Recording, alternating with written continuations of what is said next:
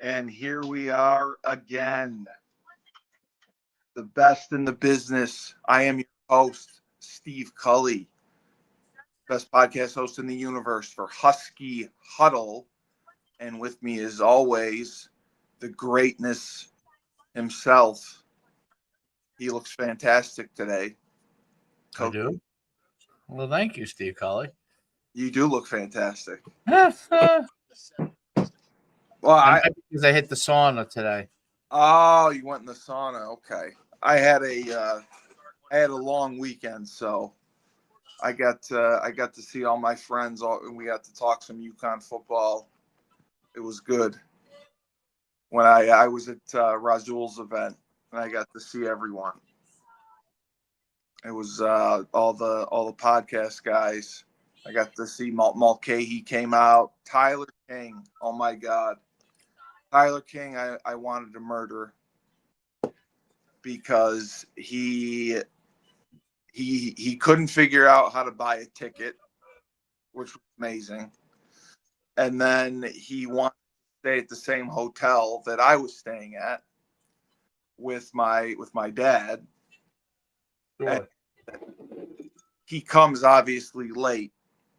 And the reason he's late is because he stops at a dispensary in Connecticut to buy weed because it's cheaper than Massachusetts. That's why he's late. Mm. To each their own. So he goes to the hotel first, and he never tells me this. The event started at 6, and I was speaking, so I got there on time. And Tyler was late, but he expected to ride over to the event with me. So he's at he ends up calling me at like 7 o'clock. He's at the hotel and he's flipping out because I wasn't responding to him. He was texting me and calling, and like I didn't have my phone ringer on because I'm talking to people. I'm like, Tyler, I'm interacting with people. Our friends are here. And he was so mad. And then he drove over. He ended up driving over to the event, and after that, he kind of cooled down, and we had some fun. We had some fun. It was good. It was good to see the guys. Sounds like it was good. No, it was. It was. It was. It was the other part that was funny. We were the only white people there. That cracked me up too. That's good. You were invited to the barbecue. Mm-hmm. Was did I My think dad had. Erica go? Yeah, Erica went. Yeah, Erica's going Okay. to rebel tonight because She is? Oh, Frank can't do it. Frank is in Savannah, Georgia. for Frank. Yeah, Frank. This is spring break for us, so he's in Savannah until like Wednesday. Got it. So I got Erica and I got Larson to come. You remember Jeff? We had him on before. Oh, we have 4 people on? No, it's just the three of us. No, I guess there's four. Yeah, yeah, I because I didn't know if Erica could do it, so I invited Jeff as an emergency, just to have enough people. So it'll be the four of us for it. Okay. I apologize. I was trying to get well. It was four last week. Yeah. So I no, it was three. No, I apologize. I was trying to replace Frank, No, and it was 4. Uh, yeah, yeah, yes. You're right. So it'll be good. It'll be good because we'll get Erica. Erica loves to spar with you. She was disappointed because she wanted to meet you. Where? No, well, she was hoping that she asked if you were coming to the event. Oh. I told her that you had a tournament the day before, so you couldn't make it up. But she she loved being on the show, and she absolutely wants to come on. She's got a lot to say. Well, Uh, good. but That'll be good. we were talking about the team, Okay. and so those guys, my friend Uwe and Bellamy, they and Razul, they have a box that they're Okay. paying for the season, Right. and it's $10,000 total. They all share it, I guess. Okay. Yeah, they all go together. They bring their kids, and it's 10 freaking grand. That's cool. That just blew my mind. 10 grand for 6 games. I guess that's what the going rate is, right? I mean, maybe, but I didn't think UConn would charge that much. I mean, the boxes are nice, but 10 grand? They all pay a grand. Pay a grand each. Yeah, they pay a grand each to use it, and then they go to most home games. Right. And Sean, it was great to see, because Sean I haven't seen in 20 years. It was so much, and Bev Sims came. Yeah, no, that's great. Bev Sims came. Bev was awesome. Bev sat with my dad. And Well, thank goodness at least he had some sanity to talk to. it was hilarious, because the place was really like in not the best area of Hartford. Yeah, sure. So we're driving to it, and he keeps asking me, "Are you sure? Are you sure this is it? Are you sure?" And then you turn off onto a side street, and Right. Whip Factory's at a beautiful building and everything. So that's what's so crazy about it. Well, But we had it was a blast. It was a good event. We got a decent turnout, and we raised some money. that's good. But we talked about the team and everything, and What do people think? Well, we argued over the Rashada kid visiting. I don't, like I said, I said I'll stay up there and tackle him if he comes. I don't think we need him. We have to. Everyone loves the podcast, by the way. After I did my speech, I had probably about 20 people come up to me and thank me, whatever. But they also like, "Oh, we want to hear the podcast. Can you give us the podcast?" And I said, "Yeah." I said, "It's just Coach Schuman's Sports and Entertainment. That's the network you go to, and it's right there." And I also gave them a couple of links on Spotify, but we should have a lot more viewership now, because they were so excited and wanted to hear us. Well, that's good. Whatever. Because they said the same thing that we did. There's no coverage of UConn football. Very limited coverage. Yeah. And it's frustrating. And the guys that came, all of them are Connecticut guys. Right. So they said the same. So they know. Right. So yeah, I get it. And they said they agreed, like, our shows should be affiliated with UConn, because nobody covers them. Even we talked about the Jim Moore press conference, and nobody was there. Nobody. Yeah. Nobody. There's two people interviewing him. It's weird. What other head coach in the country would get two people at a major press conference after spring practice ends when he hasn't spoke all year? It's weird. Yeah, that's what I don't get. I don't know why.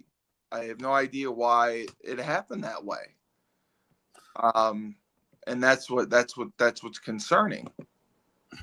And so they all agreed, they like, obviously they love our shows, and they want us to be on the network, be on Uconn Plus or be on Store Central, Right.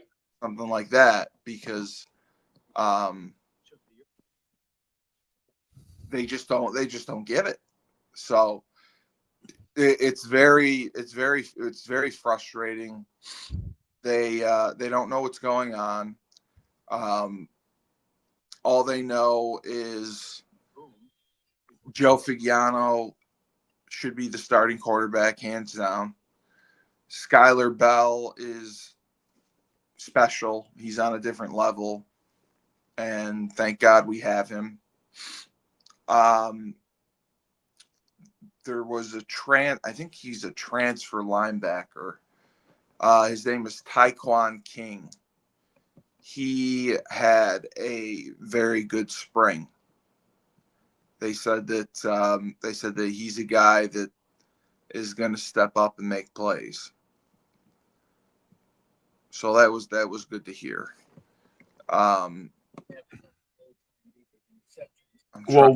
What makes their trying to find, like what was the kind of results of the spring game? Well, they didn't do a spring game. Oh, he's the Temple transfer. They didn't do a spring game. They did just like a practice it was situational. Like they didn't do any indie or anything. They just went into playing. It was live, but I don't think there was no tackling. Got it. It was live, but no tackling. Obviously couldn't get near the quarterback. So it was just an odd situation that, they obviously did, often, they put them back on the 20-yard line, and it was just like a practice. They'd have a 10, 12 play script. And then they did some red zone. They did some short yardage. And then at the end, they did true, like, move the ball. They put the ball on the minus 35 and move the ball. And the first offense stood out the most, obviously. They said Joe really has come into his own. And because a couple of the guys went to the practice, the one that they had open to everyone. Okay. And they said Joe really stood out. He throws the ball well. His accuracy's gotten better. He's got leadership qualities. He steps up. He'll get on guys if they're not doing their job. Cam Edwards is on a different level. He's unbelievable. They said that he just anytime they run a zone, like, he is so good at reading it and cutting, and he's got that breakaway speed that makes a difference. And then Skylar Bell made a ton of plays, and a receiver by the name of Raymello Murphy, I believe was his name. He made a lot of plays. Now, the question I had was, if you look at their roster, what's scary is the guy that was also very good last year, Josiah Gavings, is no longer on the roster. Who is he? He's the receiver. He was the third receiver. Oh, okay. It was him, PJ Sheffield, and Josiah Gavings were the three top receivers. And Gavings is not on the roster. So he must have transferred then. I that's what I thought too, but I can't find anything like any announcement that he transferred. They announced that Welver transferred. Gaving. I want to thank God for putting me in this position to play the game I love most. With God's grace, none of this would be possible. I'd like to give thanks to Maura and Coach Moore. Blah, blah, blah, blah. With that being said, I am in the transfer portal. Oh, so you just got to go to Twitter. That's what it comes down to. Yes. Oh, my God. 2 years of eligibility, and here's his film. Okay. He's good. He's pretty good. He's good. Wow. Why the fuck would they do that? All these kids all go to transfer portal. I mean, yeah, but he's gonna play. Like, I mean, it's either that or money. Like, that's what I don't. Yeah, you probably can't get enough money. There's only so much money to go around. Yeah, no, I know. It's disappointing. We talked about that, and Charlie Baker is the commissioner of the NCAA, has done absolutely nothing. And they have to put, as Mulcahy said, guardrails on this, because it's getting just way out of hand. It's getting out of hand with the money. It's getting out of hand with the kids leaving and the kids coming in. You're getting kids that are 3-time transfers. Like, I don't get that. Like, I wouldn't want a kid who transferred 3 times. It's a different world, man. No, I know. I know it is, but still, like, would you, even as a college coach, would you trust the kid who was a 3-time transfer?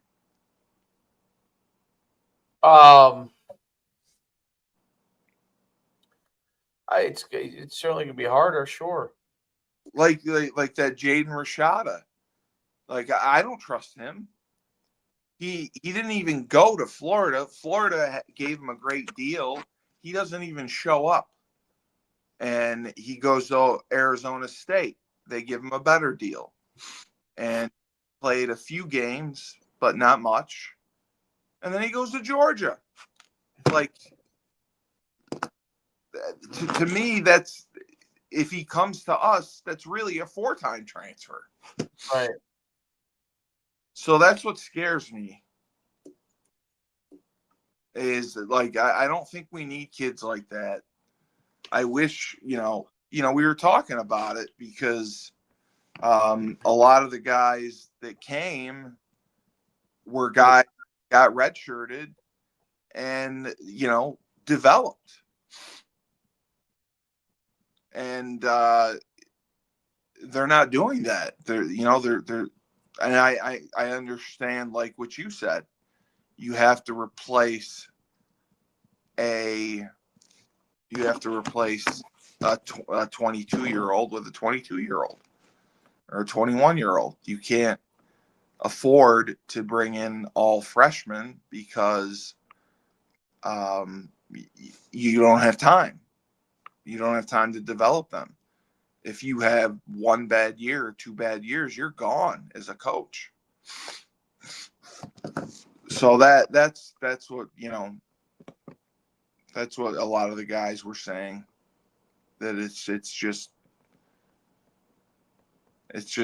frustrating. Like, they have rankings on Store Central of the transfers coming in and the confidence that the coaches have in them. Okay. Right.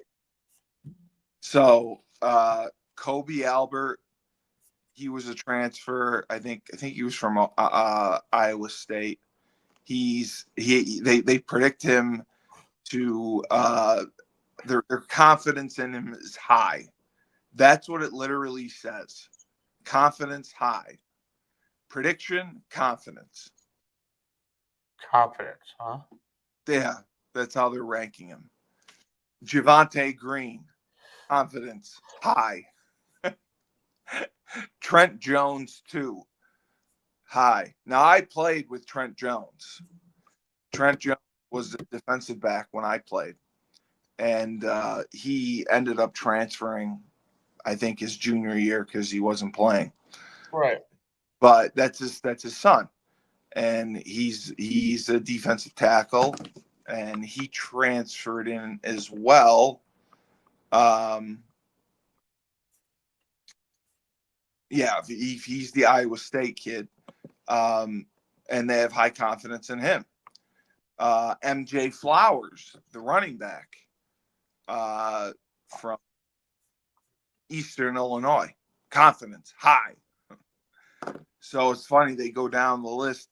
Now there's only one. Everyone's high. There's one kid who's low. Low. Yeah, there's only one who they have confidence in. And it's linebacker Yanni Karlaftis.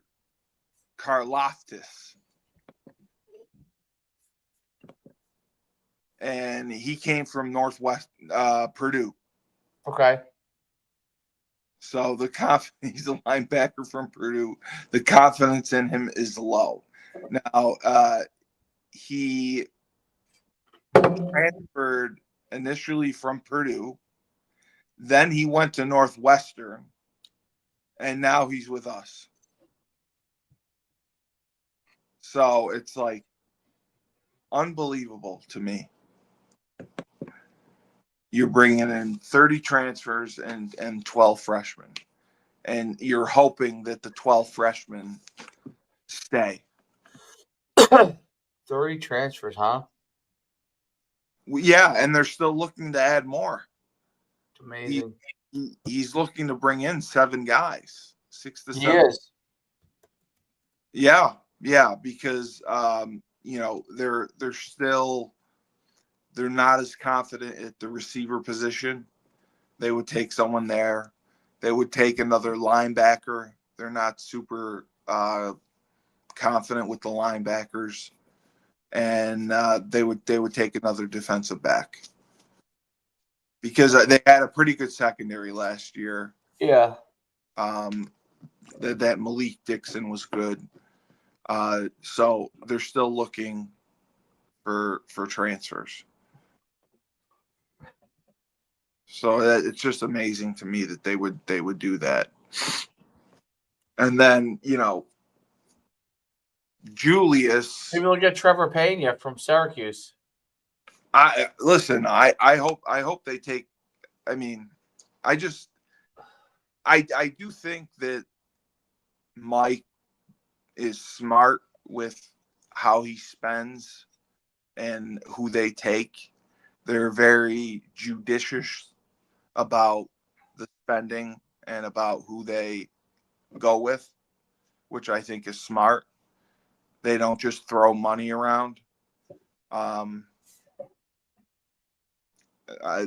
think being selective with their transfers is good because they definitely get good value for the kids that they pick.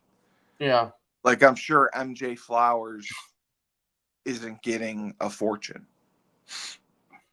I don't think there's anyone on the team that's getting 7 feet. Right. That makes sense. So to me, that's huge. Well, I mean, they don't have the budget to spend 7 figures on anybody. I mean, no, they don't. They don't. I mean, they could, give everything to one or two guys. I mean, I'm sure the budget overall is 7 figures, but they would never have enough to give 7 figures to one guy and still bring in 20 others. So now I'm looking at the recruits that they possibly may take as transfers. They have that listed as well. Right. It's hilarious how they list it all.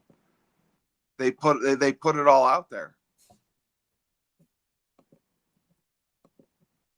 Like I don't know why. So yeah, there's a kid from Dartmouth that they're looking at. He is a defensive end, 6'4", 255, from Philadelphia. He's a possibility for a transfer. They're looking at Carter Emmanuel. Okay. Jesus Christmas. What? He's just been all over. He's been at Appalachian State, Arkansas State, and Arkansas.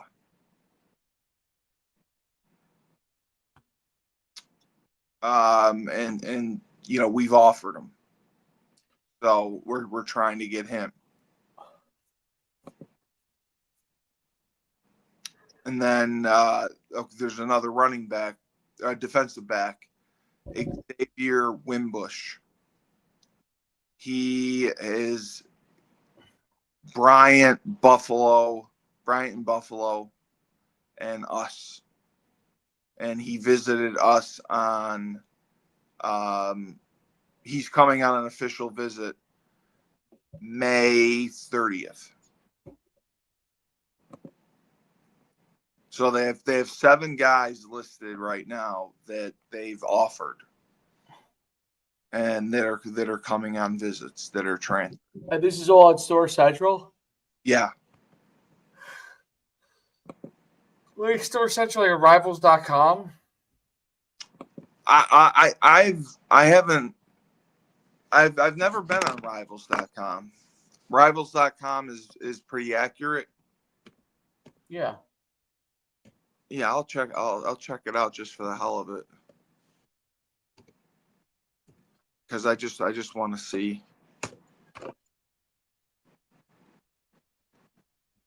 Oh, maybe because I don't think that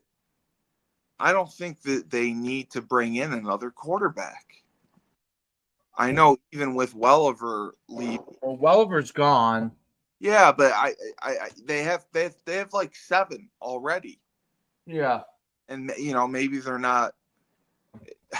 Obviously they're not confident in everyone. Right. You go to football recruiting.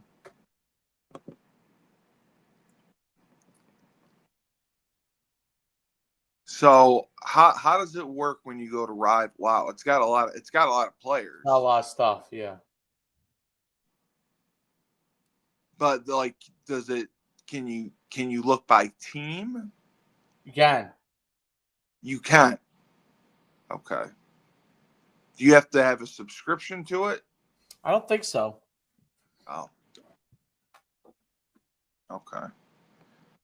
But yeah, it's just amazing to me to see. God, there are so many kids that jumped in this transfer portal. There's over 10,000 kids in the transfer portal right now. 10,000? Yeah. Yeah. My God. Yep. And you were telling me that the majority of them don't get signed or don't get what they want and end up having to play. Probably more don't get what they want.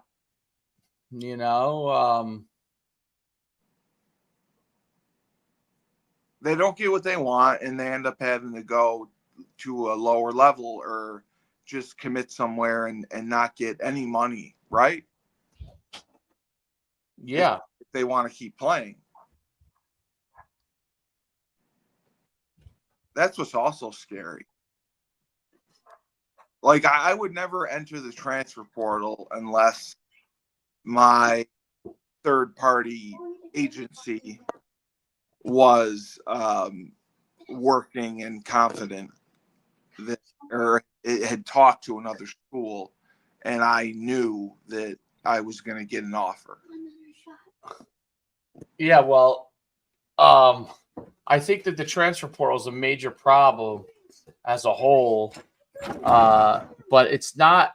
It's just because they transfer one place to the other. Like, there's no, you can't rely on any kind of security from any of these. Right. Like, it's literally year to year. You know what it's like. It is. You ready? I'm gonna give you what it's like. You ready? Yeah. Coaching a freshman team. You know how you coach the freshmen, and the next year you have a whole you get a whole new team, crop of freshmen. Yeah. You know what I'm saying? You get a whole new crop of kids. You're right.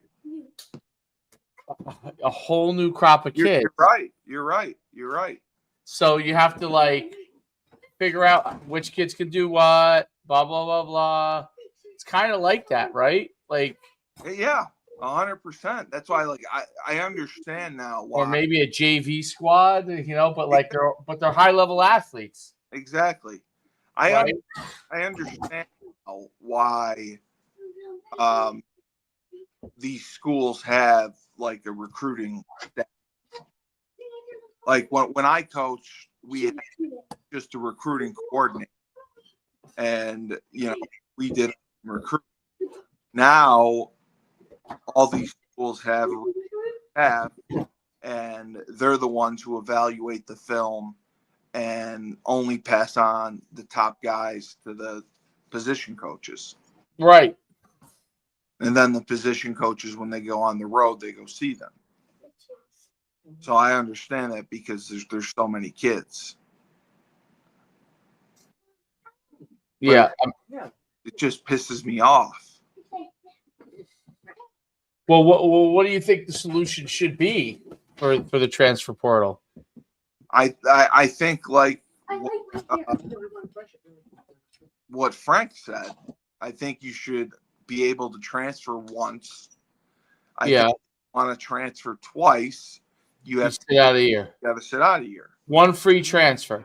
Yeah, and then I know they proposed only having one transfer portal and have after the season and getting rid of the spring transfer portal. Well, I think that would be a good idea. It's like having free agency twice every year. Like the NFL has it once every year. Yes, right? That's what I think they should do, because it's too much. You can't manage it twice a year. Right. I agree with you. Because you lose someone in the spring, you're scrambling to try to replace them. Right? And you got 10,000 kids to pick from. There's no way you could replace them. So how they get it done? Like, I mean, well, the thing is, they're all shopping. All these kids are shopping. Yeah, they have people that are shopping for them. They're window shopping, like you said. Yeah, and the people are reaching out to them behind closed doors all the time, like handlers and agents, even if they're not in the portal. I heard it best said. I can't remember who said it, but they said the transfer portal is all the time. There is no such thing as of someone not in the transfer portal. They're all in the transfer portal. It's just a matter of whether they stay with you or not. You're right. They're always in. Someone's always talking to them.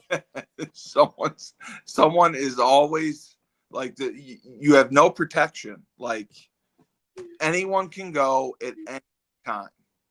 No doubt. That's scary. Anyone can go at any time. That is absolutely scary to me. I mean, they're going to go in the next window. That's why if you do it once a year, it'll and only have one free transfer. But I don't know, like legally, like someone would have to take a stand and say, "I don't care. We'll go to court." You know what I mean? Like, let's go to court over this.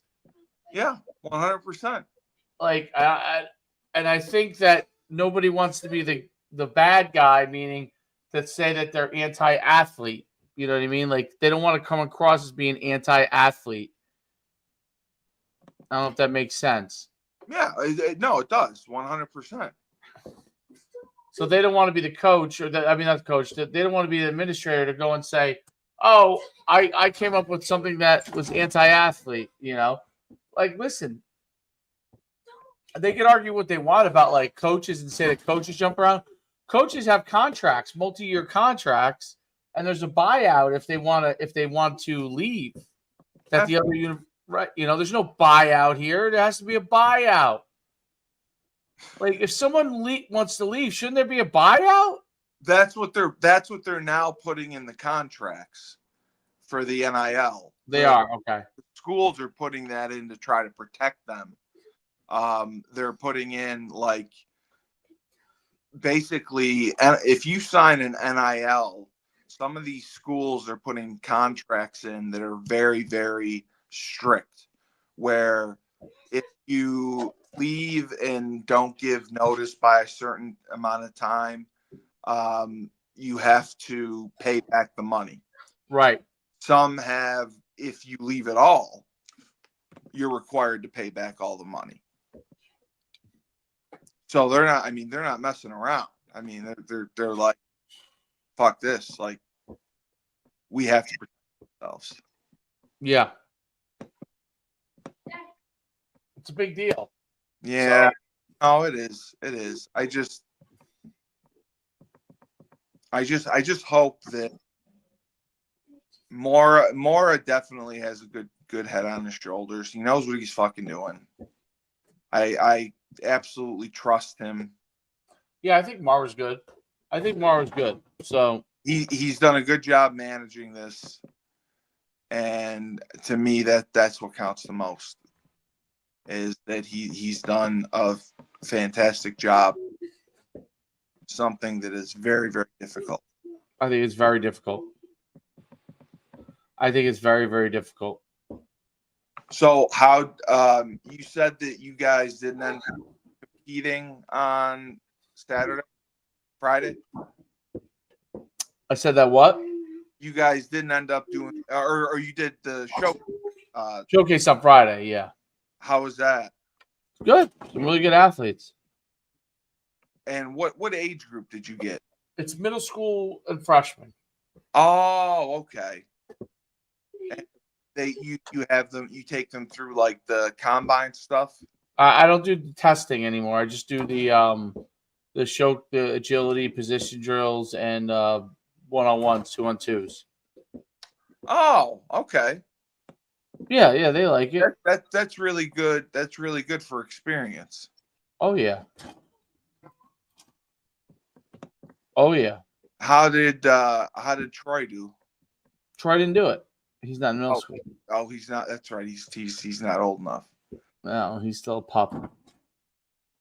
And that's the other thing we talked about was how we don't we don't use guys like you and the resources we to make a difference in recruiting.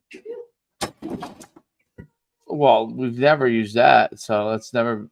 But that's so dumb. Like, I tried to show Julius has kids who are 2027, 2030, 2026 that can play. That 100%, I think that Uconn should be recruiting. And I watched their huddle highlights for their junior year or whatever, and then I watched their tournament highlights, and they do great. So that's why I think that I just think that they're, by not utilizing someone like you, they're missing out on a whole crop of kids. They're not gonna. They figure they'll see him anyway at some point. Yeah, I just bullshit. That's what they figure, though. I mean, that's how they approach it. You know. But how can you not call Dave Schuman, who knows every high school coach in Jersey, basically, that has talent, and not take advantage of that, of at least getting in touch with some of the top kids, you know? That's just how it is. They don't. You got to be on the inside. Now, they take the stuff that if you give them stuff, do they eventually use it? Some of them, sure, but they don't reach out though. They're not going to reach out about it. You have to send it to them, and then they may use it, they may not use it, but they're not gonna.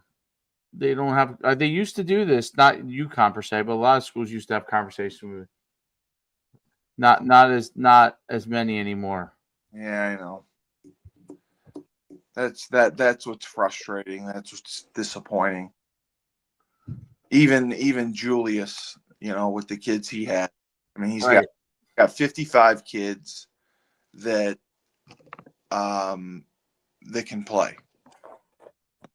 He starts working with kids when they're 9 years old. He's got a youth group, the junior high group, and the high school group. Right.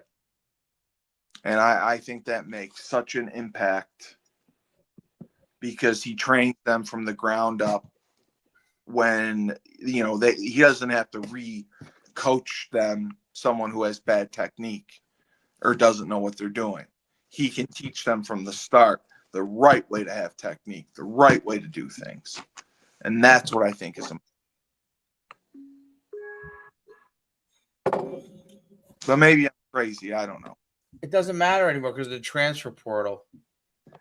Yeah, I know. That's the other thing that, hurts them. You're absolutely right. Like they don't the kid that I saw, I thought was a surefire Division I offer. That's where he should be. And I saw his senior highlight tape, and then I saw his camp tape. He had no offers coming out of his senior year, and he played well. Like this is a kid. He was literally blocking guys 20 yards downfield. That's how far he was staying on his blocks. He's a big kid. He's physical. He plays in Alabama. That's the other thing. Julius gets kids from other states that work with him. He's got a kid from Alabama that comes every Sunday and works with them. And the kid now just started getting offers, but he got like Division II. Like he got West Virginia Wesleyan, Hampton, I think he got. And then he mentioned, I don't know if it's legit or not, but he said Tulane.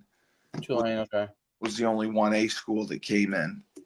But we're getting closer to May, and it just blows my mind.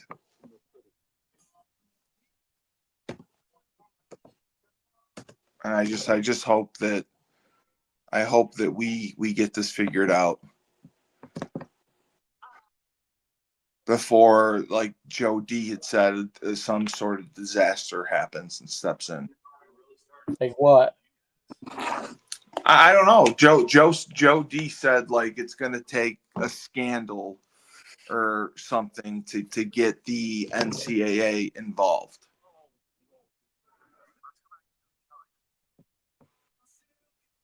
Something will happen. Yeah, so, something has to. Something has to. Because I don't know what else. I don't know what else to do. I just know that we're capable of having a 9 or 10 win season, and like the over under I still think is at 8. That should be the worst we should do. And I've been complaining about being aggressive and getting into a conference, and all the guys even said, like, we have to show that we can win and draw fans, and then someone will take us. I mean, even though we're not playing the best competition, we got to show we can beat who we can beat and draw fans to the stadium. Like, I went through the attendance, and 2 games had 30,000 people. And the NCAA, to be a 1A school in the first place, the FBS, you have to have a stadium that holds 30,000 people. Right. We have a stadium that holds 40, and we get 20 in the 20s for the majority of them. So that's disappointing. But I think, like, if we come out and we beat a BC or a Syracuse or a Duke, then I think we have some real leverage. Next week, hopefully, we can get some better information. Yeah, I'd like to know if Rashada actually visits. Yeah, I see the transfer have that are going to be visiting. So they're looking to add whatever. no doubt. All right, well, let's wrap it up. Yeah. Not a whole lot to talk about. I talked a lot. I thought I did. I gave you some. You talked the whole time. It was impressive. I thought I gave you some good information. I did some great information. I gave you what I had. You ASMR'd me to death. Oh, the ASMR. Yes, absolutely. So we're gonna go at 8:30. Can we do Rebel first again? Do you mind? Yeah, that's fine. Okay. All right. That'll be fun. I can't wait for that. And hopefully I'll have my computer fixed so this works. Absolutely. All right. For another banner episode of Husky Huddle, I am your host, the best podcast host in the universe, Steve Cully, and the man himself, Coach Schuman. Remember, when life gives you lemons, don't make lemonade. Take 2 oranges and throw them back at life.